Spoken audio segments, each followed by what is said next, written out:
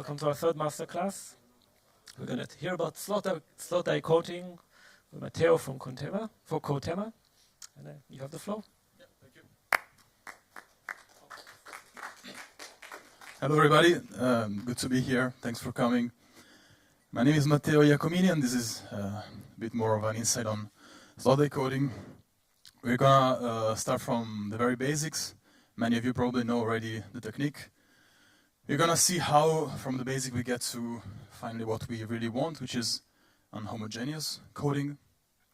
And then we're gonna see what's the support we can get from some simulations that we do at Coatema.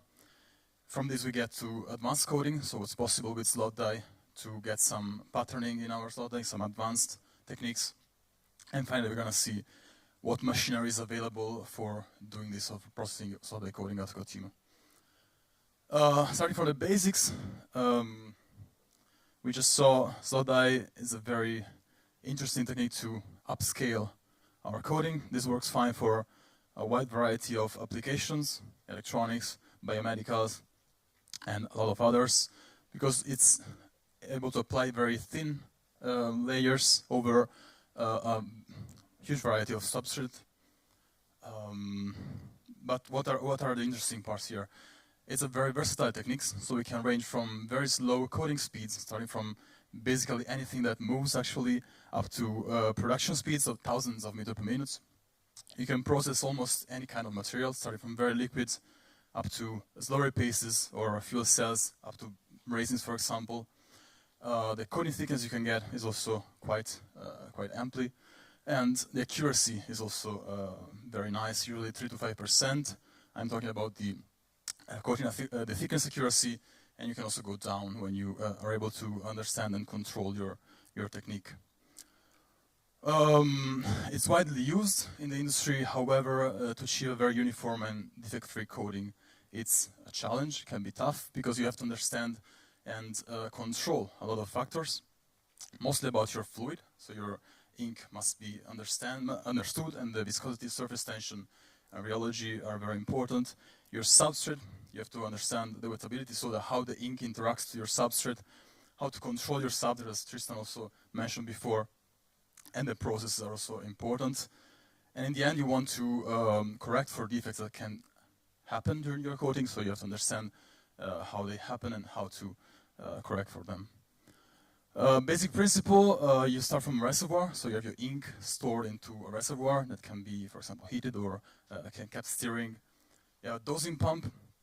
This is a very important part in slot die coating because it's a pre-meter technique. This is very, very interesting. So you are metering before, you decide before what volume flow you apply to your slot die, so you can also know through mass conservation what you're going to get in the outcome in your coating. Your pump will deliver your ink to your slot die through a point source. You have a manifold, so you have a distribution chamber. Your ink is going to stay in this manifold, and through compression, it's pressed into this slot, gets to your meniscus. So you form a meniscus between your slot die and the roller or the flatbed, if it's a flatbed slot die coating. And the substrate then takes out your ink, takes out the ink to form actually the coating. You can operate slot die in 3 different modes. Basically, the one we are going to focus more about is the bead mode. So you're going to form this meniscus through the stabilization, so you have capillary adhesion of the ink between the slot die and the substrate, very important. This works best for a low range of speeds, so if you work for up to some tens of meters per minute, because after that the stability is not more ensured. And this is how it works. So you pump in your ink in the slot die, you're forming your meniscus, and once this happens, you can start your coating.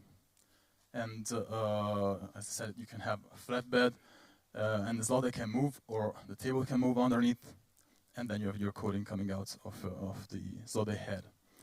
The second mode we mentioned is curtain mode. So it happens for higher speeds of processes. You don't have anymore a meniscus, but you have a falling curtain.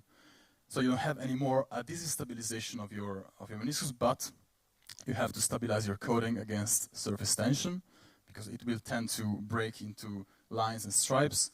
And For this case, the choice is to have a high